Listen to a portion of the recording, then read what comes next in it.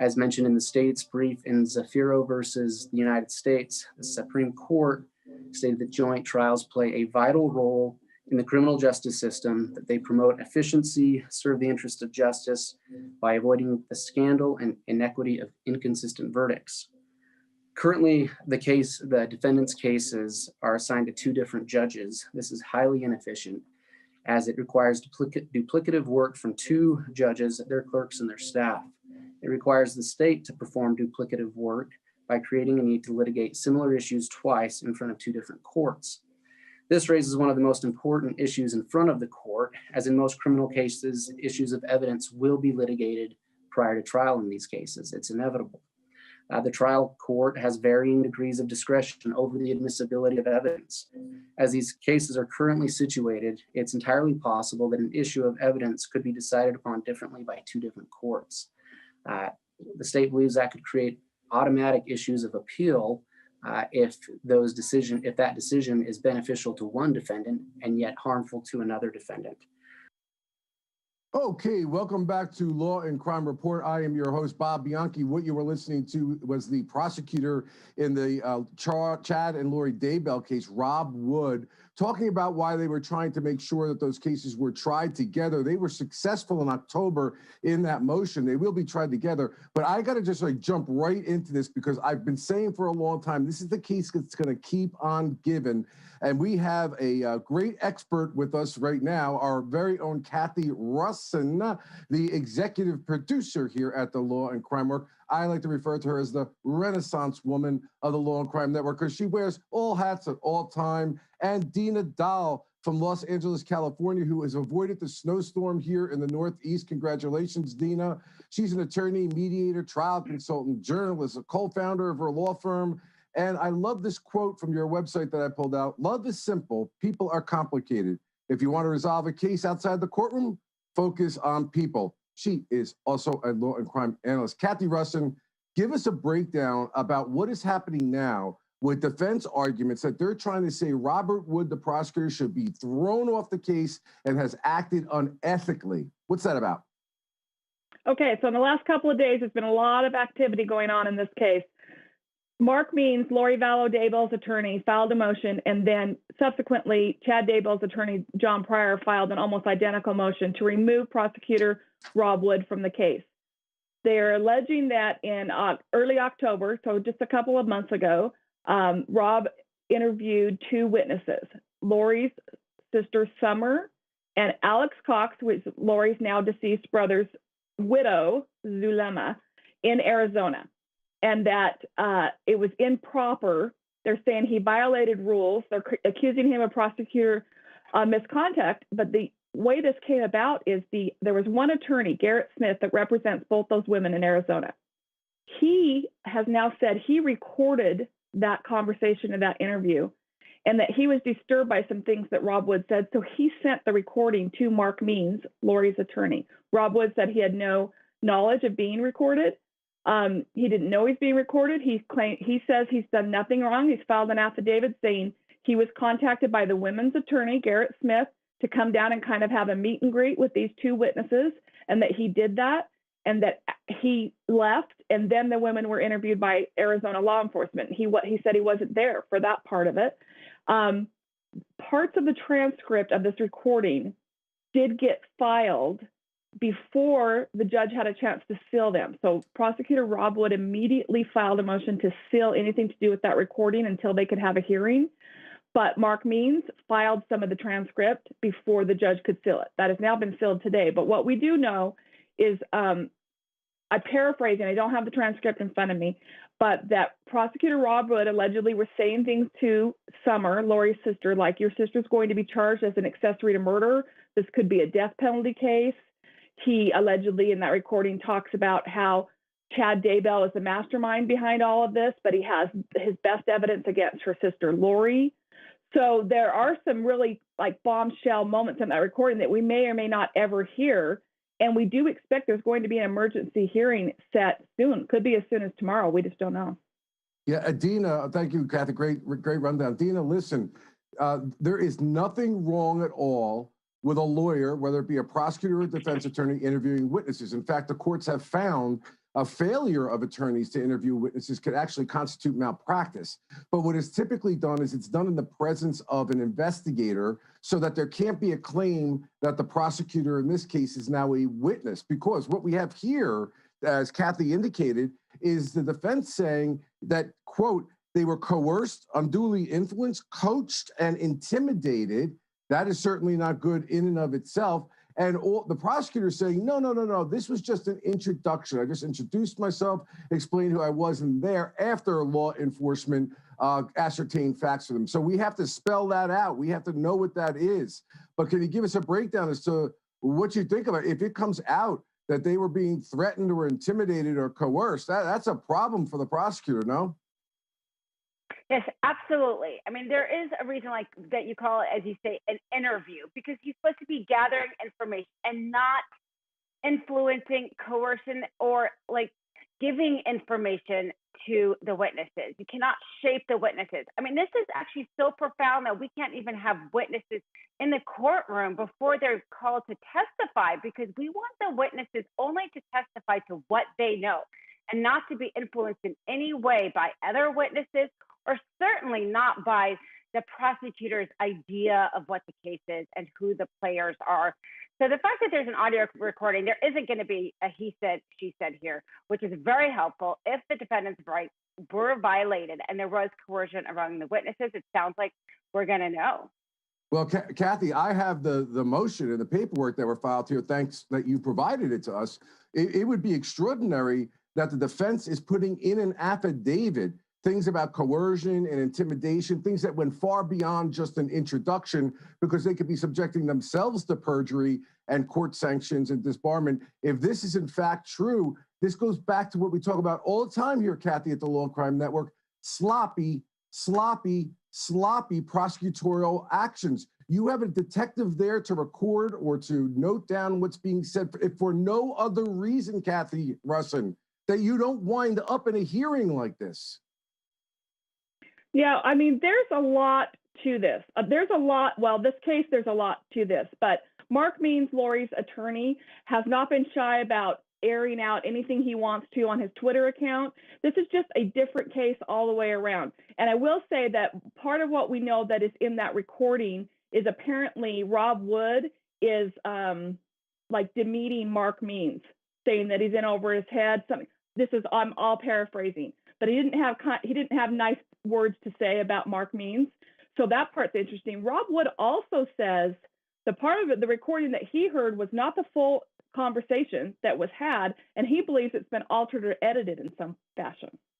Well, that's something, Dina, that can be done with the experts, forensic experts, plus you have the testimony of the individuals that were in the room that can either substantiate it or not substantiate it. But what's just compelling to me is that they're basically saying, the defense, that they want to potentially call the prosecutor, Rob Wood, as a potential witness in the case because of the things that were said. Now, this is a very bold and aggressive assertion by the defense. It's hard for me to imagine that they're just making it up out of whole cloth, given that there's witnesses and a recording, maybe so. But man, this is exactly what you don't want as a prosecutor, to be a witness in the case that you're prosecuting. Exactly. I mean, it's to the point where he will probably have to recuse himself. If that really is going to happen, that you cannot have that in front of a jury, right? So this could be the defense's way of removing, to this point, an effective prosecutor and having somebody else have to step in. Because if they really have enough to be able to call him and have an effective interrogation of him on the witness stand, he no longer is credible and effective in his role as prosecutor and would really have to step aside. And I will add one permutation to it. If I were a defense lawyer, and I am one, I would then be saying the entire office should be recused under those circumstances. Stay tuned, guys. We'll wait to see what happens with this development. It's a case that keeps on giving. Let me ask you guys, is this couple ever going to get charged with the murder of their children? Cathy, you know this case better than anybody. Well, if we believe what is in that recording, Prosecutor Rob Wood told Summer that her sister is going to be charged as an accessory to murder. So other than that, we have not heard. Nobody's been charged in the murder of these two children. That remains were found buried in Chad Daybell's backyard in June, and nobody's been charged with their murder. So you have to assume those charges are coming down at some point. What do you think, Dina? I think so too. I mean, the public just doesn't let murder of 2 children get away. It might get complicated. It might take a while, but at some point, someone's going to get charged.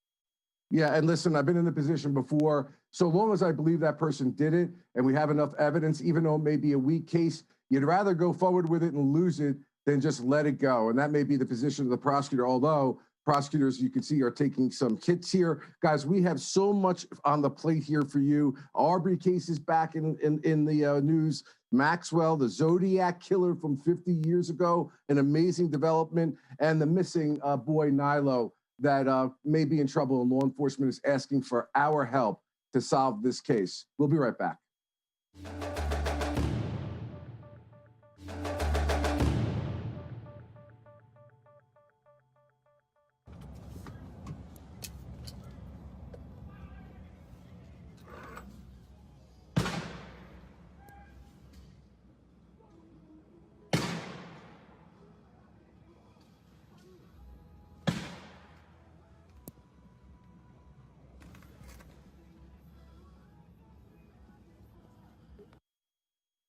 Always a disturbing video. You've seen it over and over again in the Ahmaud Arbery case.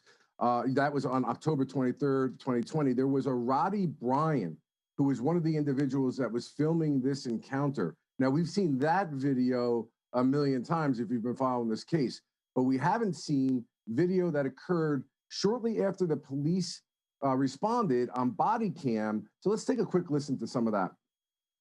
I'm on the porch and I see him running by, and I see them come by in the white truck. Okay, you guys running by this direction here? During 184 traffic, I didn't want to interrupt. Right. So when I We see did him, receive a call from I knew another male. like people were getting broken into out here. Right. You know, so I hollered at them. I said, "Y'all got him?" And he just kept running. He was full bore running down Burford. They got down to the end down there somewhere. I must have passed him because I pulled out of my driveway. Was going to try to block him. He was going all around it, and I made a few moves at him, you know, and he didn't stop. He ran down here, and I stopped about where the fire truck is, and then he's this way. So I came this way. He got down around, and they started coming from that way. Okay, they is in this white truck. White truck. Yeah. And I tried to kind of block him again. I didn't really know who that was at the time, but. I tried to block him again. That didn't happen. They went around me, so I turned around, come back. About the time I was fixing to get out the truck or see what he was doing, he started coming back towards me. Okay, so we're just getting this now. Why we're just getting this now, who knows? But this is the way the ball bounces. Let me introduce Brian Watkins out of San Diego, California. Another guy that doesn't have to get the snowblower out and blow his snow away like we are here in the Northeast. Brian Watkins is the founder and principal attorney at Brian E. Watkins and Associates, criminal defense and civil rights, a civil litigator, major national and civil rights cases, like the Kellen Winslow case that we covered gavel to gavel here at the Law and Crime Network. And I said it once, and I'll say it 1,000 times, because sometimes we could be a little critical, especially guys like me and Gene Rossi, who have been in the courtroom for many, many years. We loved Brian's presentation in that case. We thought he was an awesome attorney. We were saying that over and over again during the breaks. Welcome to the show, Brian. Thank you. Thank you. Okay, so Brian, let me go to you first. We've discussed this case before. Now, we understand that there's going to be, the defense is going to be that they thought that this individual was committing burglaries in the neighborhood, that Arbery was there, he was in a vacant lot, that he ran, and that this is kind of, quote unquote, a self-defense case. I mean, that's where the defense is going to go with the case. What did you find from that second video that you either think supports that theory or not? Nothing supports that theory because their theory, as it stands, doesn't support a self-defense case. No one has to stop. They're not police. They're private citizens. Okay, this is a suspected burglary. They don't even confirm that there is one, and you can't use deadly force to recapture property. They don't even know property was taken. So everything that they're saying doesn't support a self-defense case. It's murder. You don't have a right. They say if he stopped, this wouldn't have happened. No one has to stop for you. You're not the police. You can't seize and detain anyone with force. You can't do that. You're a citizen. Okay, you're not a cop. That's why their defense is not even a defense. Yeah, Dina, to the point, Brian picked up exactly the quote that I had here, big circled out. If he would have stopped, it wouldn't have happened on the camera is going to be, in my mind, something that is not all too good for that self-defense claim. What are your thoughts? Yes, I think so too. And to me, it amounts to a confession here, what Williams just says in this body cam. I don't see any more what he can argue. And absolutely, I mean, nobody has to stop when somebody asks them to stop. And this reminds me actually of the defense that we know Kyle Rittenhouse is claiming. He's also claiming self-defense. He also seems to think that there was some sort of like robbery that he was preventing out there in the middle of the street. So this seems to be the new thing. You know, if you're going to kill somebody because maybe you've suspected them of a crime, then somehow you're entitled to kill them. I hope that in this case and the Kyle Rittenhouse case, it's very clear that the jury comes out that it's not a defense. I always ask Brian Watkins to do this, to put his criminal defense attorney hat on, because I've seen him in action and know that he's a very quick thinker with regard to this. Brian, I'm curious, how about the other defendants in the case? The guy taking the video and the father, McMichaels, the son is the one who shot Ahmaud, but the father, do they have any kind of defense here that, hey, we were trying to chase down a burglar or what we thought to be was a burglar, but it may not be self-defense for my son, but we had no participation in this. Certainly a place you would go as a defense lawyer, no? Oh, absolutely. I mean, they're going to have to put it all on the son and say, hey, I had no idea what this guy was going to do. Now, whether or not the son felt at the time that he fired those shots that his life was in danger is something that his son is going to have to convince a jury of. But what they're going to need to do is disassociate themselves from him, you know, and say, hey, we were just trying to, see if this guy we want to stop him, talk to him, say, hey, what do you do on the property? We had no, intentions of confronting him physically in any way, shape, or form. The physical broke out between those two people, and what happened during the physical between those two people happened between the physical between those two people had nothing to do with me or, my compadre here.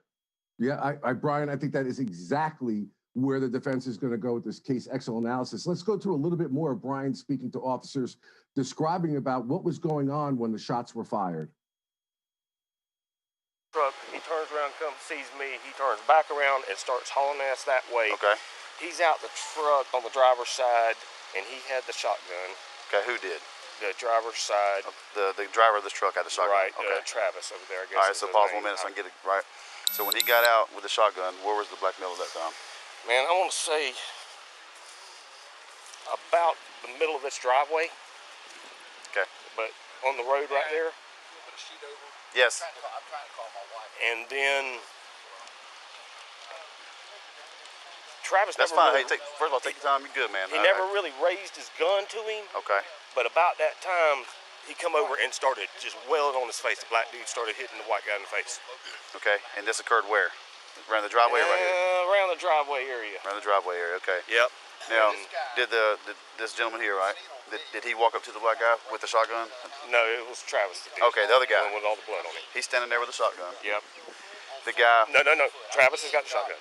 Okay, this guy's got the shotgun. He was the one in the truck. Actually, he was around the front of the truck by this point, and he had a pistol. Who was driving the truck? Travis. Okay. So tell me about Travis. Start at that point again. Where was Travis at? Because I want to make sure I knew who jumped out of the truck with the shotgun. Who jumped out of the truck with the shotgun? Travis. Okay.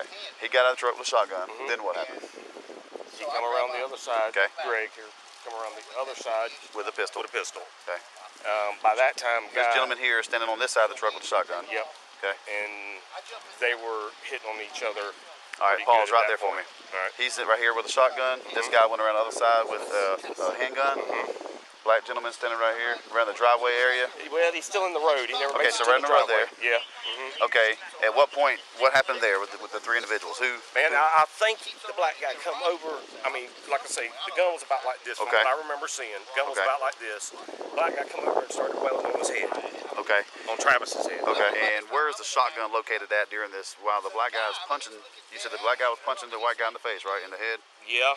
While he's punching him, where is Most of the time it's down like this. Okay. And Travis really can't get away from him, can't pull up with the shotgun.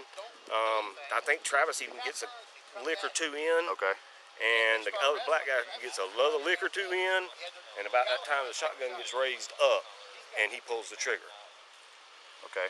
And then it seems like it goes for a second of struggling again. Okay. I mean, like good 10 seconds maybe. Okay. Before again. I think I heard three shots.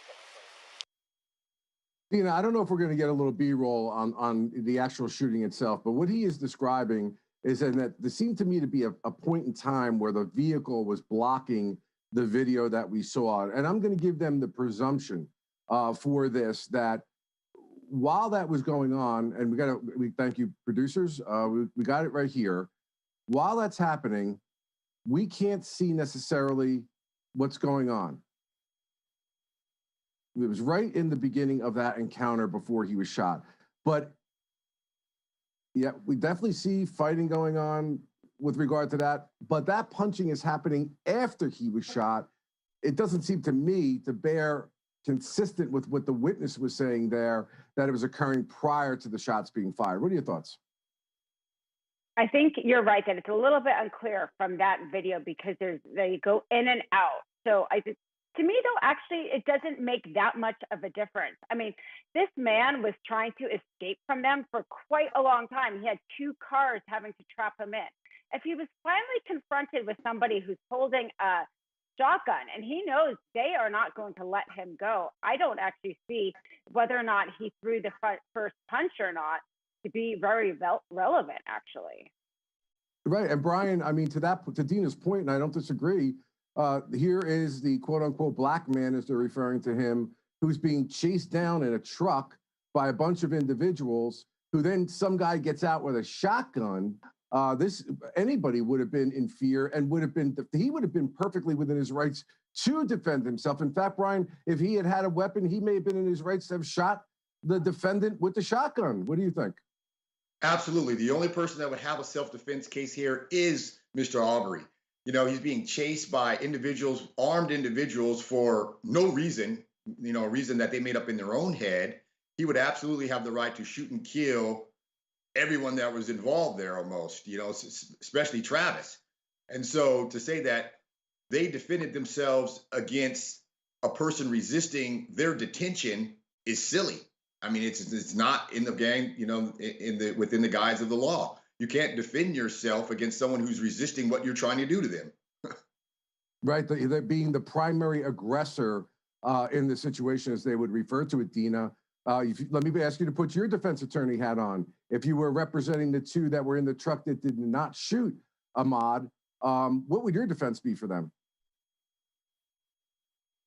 It's really hard for me to come up with one. Probably this idea of self-defense property is the best that they can do because there is so much footage of what happened. There's not a lot of ambiguity as to what they did here. So I don't know if I can come up actually with another one than what they've done. And to me, that's not enough. But unfortunately, to some of the jurors, they might find that to be enough. One of the fascinating things that I would always love when we analyze these cases is to know, and you guys know no better than as well as I do, what the negotiations are or may be going on with the prosecution in this case, whether they're going to try and get witnesses or flip people or not, what the plea offers are, because that's always important as to whether or not you decide to go to trial. We got more on Christine Maxwell of the Jeffrey Epstein fame, another development in that case on the other end of the break. Stay with us.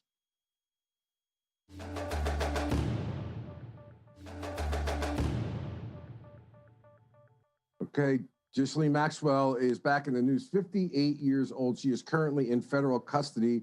As you all know, the feds have charged her with recruiting, grooming, abusing minors. She is charged with multiple counts of a crime called enticement, which carries a 10-year to life sentence, and numerous other charges. She has been desperately trying to get out on bail. She has been unsuccessful in doing that, but the defense has raised a whopping $28.5 million bail package. $22.5 million of that money are from her, and we find out now her husband's assets, and I'm not sure we knew she had a husband. And let's keep in mind that one of the reasons the judge denied bail in the case was because of her, quote, opaque finances was one of the reasons. The defense lawyers now say, look, family and friends have also chipped in $5 million, and, quote, She will not risk destroying the financial well-being of those she holds most dear. So, Brian, let me go to you on this. Look, I prosecuted half a career.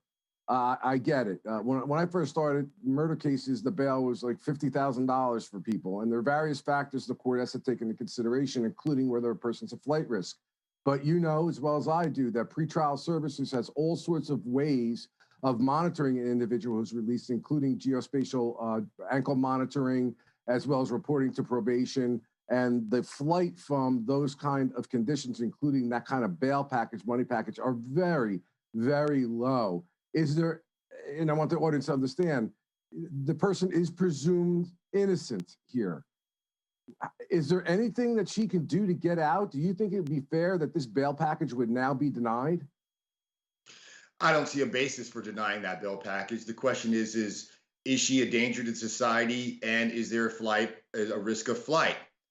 Clearly, I don't think that they think that she would continue these types of activities. Of course, Mr. Epstein's dead, so whatever type of assistance she was giving him isn't going to happen. And so the question only is she a flight risk? And that's what bail is for. It's so funny that people talk about bail being unfair to people who don't have money. Well, actually, it's kind of unfair to people who do have money, because when you have money, you instantly become a flight risk, whether you have a history of failing to appear or not. And, she does have substantial assets, and a lot of people put their assets on the line for her. So that's exactly what bail is, and that's what bail does. And she has met that criteria. There'd be no reason why the judge should not let her out. Yeah, Dina, Brian touched on something that I've often said.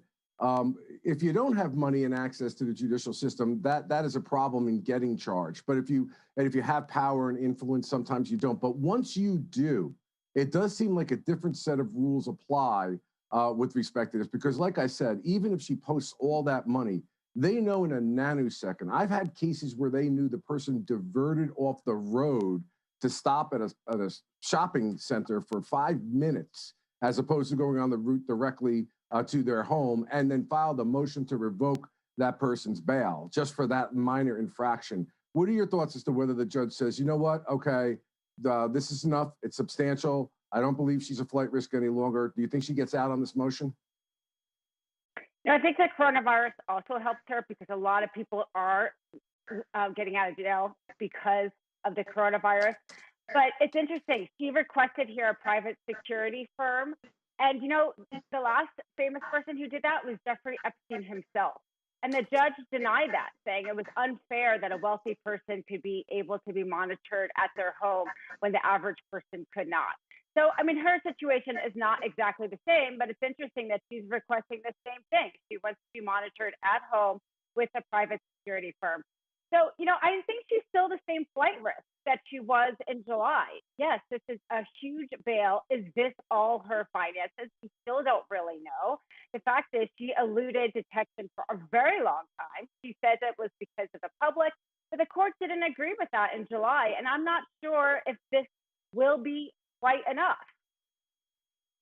Brian, what do you predict as far as what the feds are going to do with regard to a plea recommendation in this case? These are extremely high charges, high-level charges. The relevant conduct that will be included in the probation report with respect to multiple victims over multiple years, is going to be ugly.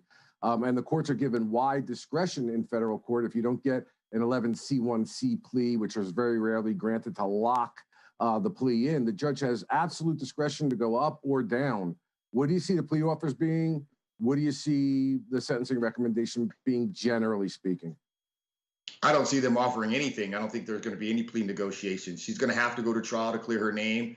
She's not going to take the rap for this. Her attorneys have put it out there that she wants to go to court. She wants to clear her name of the situation. And I think the prosecutors also want to put her on trial, because they didn't get a chance to do that with Mr. Epstein. So they want to do that. So I don't think there's going to be any plea negotiations, and any sort of, sentencing guidelines. The sentencing guidelines that she'd be under is going to be too much time. She wouldn't be able to do it. So she would never be able to accept a deal that they would be able to offer her. So if this is going to trial, it's going to be the trial that the prosecutors didn't get to have with Mr. Epstein.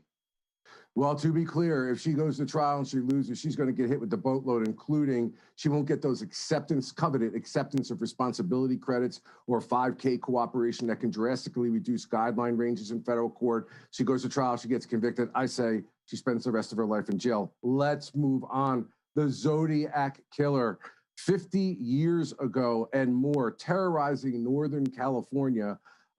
And all these messages being sent to the police and taunting them with all of these, what they call, look at that, the 340 cipher code, sending this stuff to the police. And people have been trying to decode what this message is and these messages are for so many years. We have some amateur team of people that started diving into this. And amazingly, it looks as if they may have cracked this code. Let's go to a clip where we see these, at least one of the sleuths, as they walk through the decoding of that cipher. Then you'll have a rewritten cipher that looks like this. So I put that first manipulated section of the cipher into AZ Decrypt, hoping it would solve it, but it didn't come up with anything useful. The phrases, "hope you are trying to catch me," and "gas chamber" didn't even appear again. But those phrases came up before, so I plugged those into AZ Decrypt using what's called a crib feature. Basically, you can lock in words at specific positions. Then the solver leaves those words alone while it searches for the rest of the key. So here goes. I clicked on Solve with Cribs, and boom, suddenly got a really clean message. And the phrase, "that wasn't me on the TV show," pops out. Okay, if you guys are interested in this, go to the YouTube video and check out the whole thing they did, because it appears as if the Zodiac Killer actually made some mistakes and spelling mistakes and things of that nature, which kind of threw them off. But in the end, they believe they have the following message that we were just looking at. "I hope you are having lots of fun trying to catch me. That wasn't me on the TV show," which brings up a point about me. The TV show he's referring to is the John Dunbar show, when somebody supposedly being the Zodiac Killer called in, and he's saying, "That wasn't me. I'm not afraid of the gas chamber because it will send me to paradise." Paradise spelled wrong all the sooner. And then going further, "I'm not afraid because I know my new life will be an easy one in paradise death." Again, paradise being spelled wrong. Dina, I mean, this is just fascinating to me that these amateurs put this, when I say amateurs, they're not law enforcement or whatever, they're very bright people, put this thing together, and that message makes complete sense. Amazing, no? Yes, amazing. And it sounds like they worked on it for 14 years, which is even more amazing. There's two other phrases that the Zodiac Killer has that hasn't yet also been unlocked. And unfortunately, it sounded like they said that they thought they could maybe never solve them because of the fact of so many random names and phrases in it. I hope that they keep plugging away and those also get solved, and perhaps finally find the identity of this person. Yeah, Brian, I'll tell you one thing I'd be doing as an investigative lead, having handled a number of investigations, is I want as much data as I can from either people that would have been potential suspects or persons of interest to see how they spell the word paradise. Because typically, in my experience, these people may write a letter to the police, but they love to write, they love the dialogue. And let's not forget, we know this was the Zodiac Killer because he was actually leaving pieces of evidence from the crime scenes in these things that he was given to the police. Do you think step by step by step, we're eventually going to get to somebody? No, because the problem is that when crazy psychos leave messages, a lot of times they're gibberish. A lot of times they're, something that you can't decode because it's something good that's going on in their own mind. And so I don't know, messages such as, I hope you're trying to catch me and that wasn't me. I don't know if that's going to lead them any closer to getting to a suspect in this case. I mean, it's been so many years. The evidence, what evidence there was out there is probably long gone. He may be long gone and dead, just like D.B. Cooper, the guy who hijacked the plane and parachuted maybe to his death, maybe not. We'll never know. I think it's going to go in the history books as one of those that got away. Yeah, Dina, I have to say to myself, another thing that I think about, and again, it's just in my mind, the advances of touch DNA that did not exist at the time that these things were being brought. I'm wondering whether or not, I'm sure these things have been preserved, the envelopes, the pieces of evidence that were from the crime scene. I wouldn't be surprised they're taking a new look at that. I mean, they're not going to let it go. They're going to try to make something of this, the FBI, don't you think? Absolutely. And the fact that this was revealed and there's renewed attention on the matter, I'm sure they will go back. And as you say, that misspelling of the Paradise could be very revealing. It's possible that this killer sent letters under his own name with that same misspelling. I mean, we don't really know all the evidence that was collected in this case and all the interviews and all the investigation, but it's great that this has kind of probably spurred another look at all that evidence. Doesn't it remind you a little bit of Robert Durst and the spelling of Beverly wrong? I don't know, that just pops into my head. Guys, we've got a lot more here on the Law&crime Network. We appreciate you being with us. You know, you can follow us on Facebook and all of our social media platforms where we run so much content, because only this network, and I really respect it, does it gavel to gavel, has great experts like Brian and Dina. We'll be back on the other end of this break.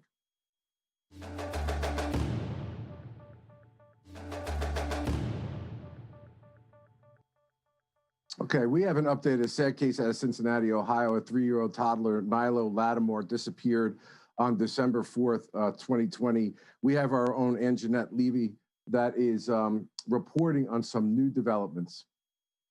When I got shot, it was like I was floating in the deepest, darkest water. Marshall Boyd is home from the hospital after surviving a hail of bullets fired at his car. When this gentleman pulled back up next to us, he had his...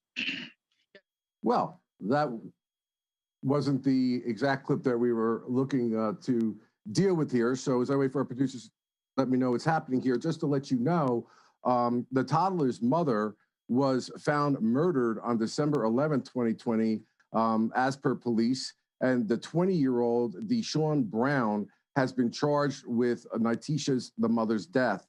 Nitisha's body was found in a bag in the Ohio River near Purple People Bridge. Now, I'm saying this, folks, to you because if anybody that's out there, we love to help out the Law&crime Network.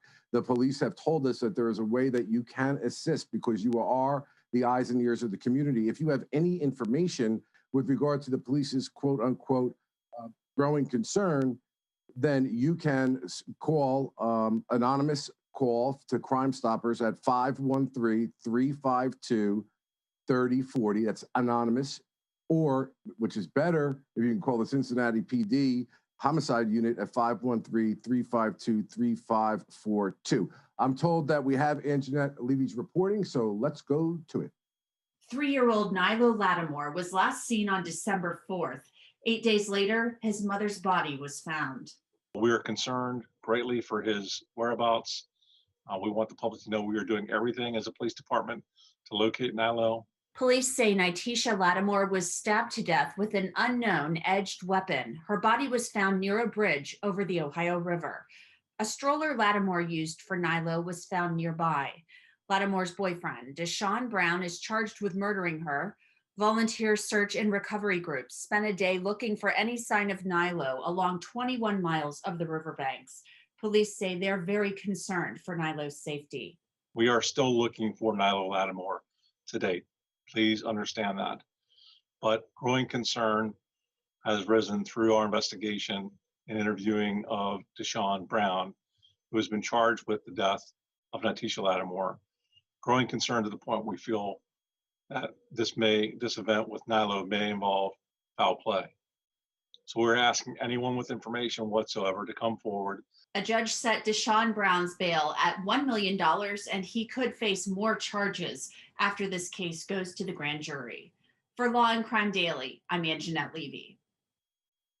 Okay, sad story. Dina, what do you think? What are the likelihood, do you believe that Nilo will be found or found safe or not?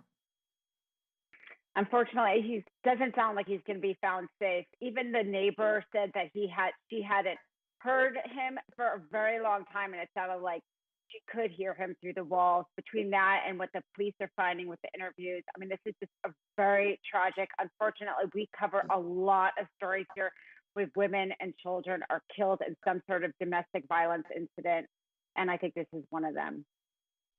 Yeah, Brian, you know, we all know with missing person cases, especially when they're dealing with children, the longer the time goes, the longer the geospatial, if they're being kidnapped or whatever, it makes it harder to find them. What are your thoughts about, will he be found? And if found, will he be safe?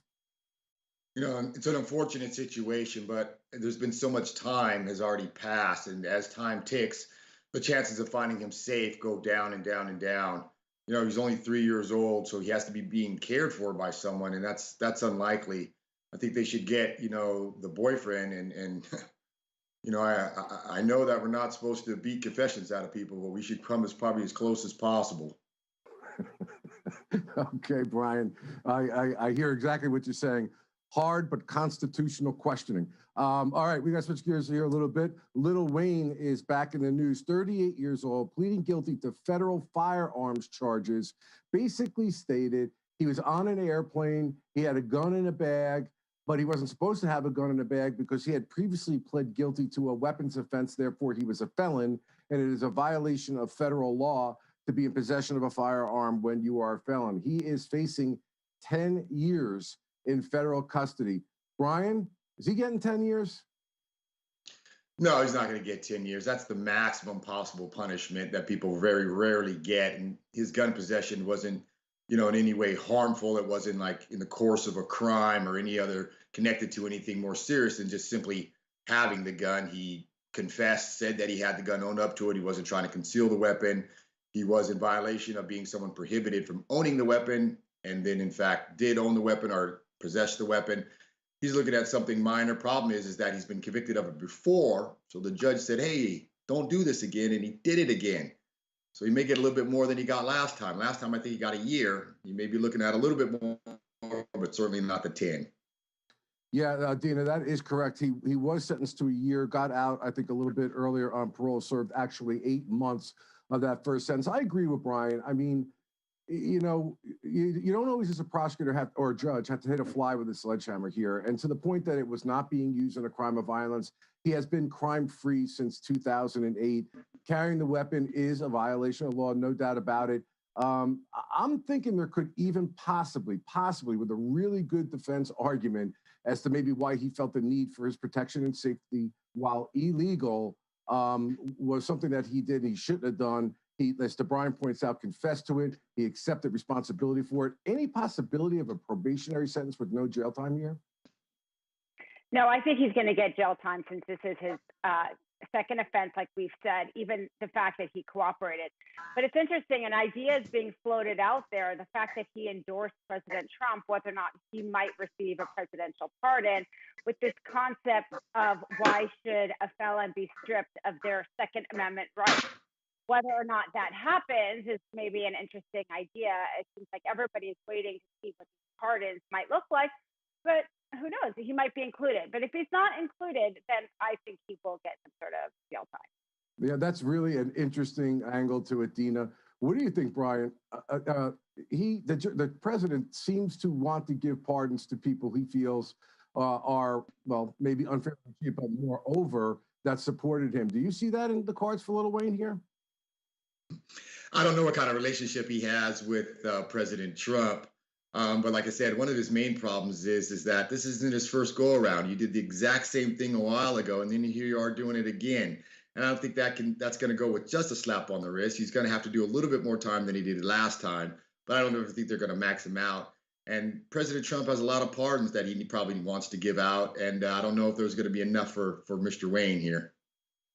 Yeah, well, Dina, I mean, the one thing about the Trump administration is they bypassed the DOJ in large measure, and I don't think they even have to know Mr. Trump. If you were a supporter of his, especially an African-American supporter of his in the entertainment industry from which the president hails, these, to me, are the kind of check marks that go off in his mind. And maybe not any other presidential candidate, but he has been very unique, the president, and how he goes about it.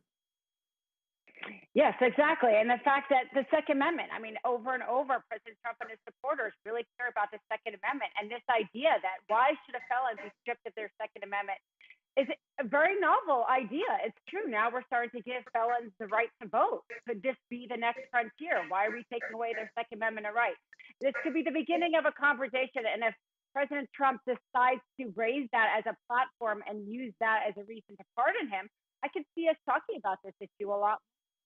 Excellent, guys. Excellent. Well, listen, I really appreciate all the analysis that you have given today. It's always as excellent and pristine as normal. Unfortunately, this is the end of the show today and end of the week for me. I will be back next week Please stay tuned for our regularly scheduled program, and you can always find me at rbianchiesq on Twitter and Instagram. Thank you very much for showing and watching the show.